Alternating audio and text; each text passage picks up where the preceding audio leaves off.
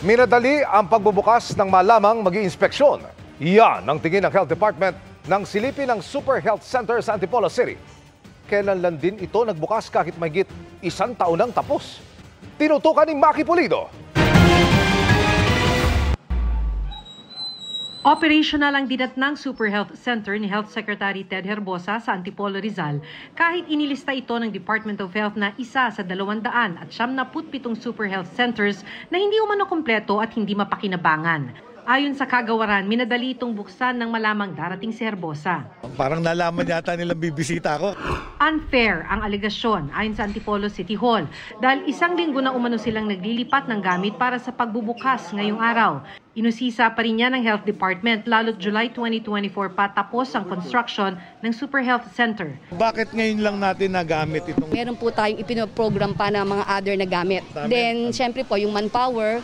Sabi ng City Hall, oo nga't sagot ng Department of Health ang budget sa equipment at pagpapatayo ng gusali. Pero City Hall naman ang taya sa sweldo at paghanap ng medical staff na hindi ganun kabilis gawin.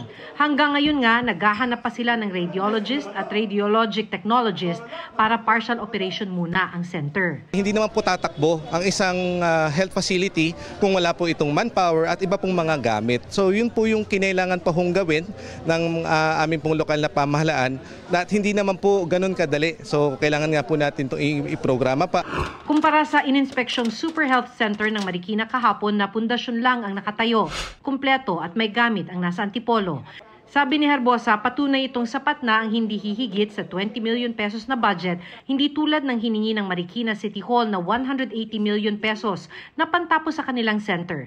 Hinihintay pa namin ang bagong pahayag ng Marikina LGU. It's not my fault. They promised to fund it. Now they submit me a letter na sila na raw magpapund.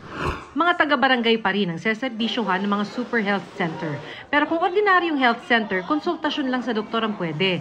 Sa Super Health Center, depende sa laki, pwede na ang dialysis, pagpapaanak at may laboratory equipment.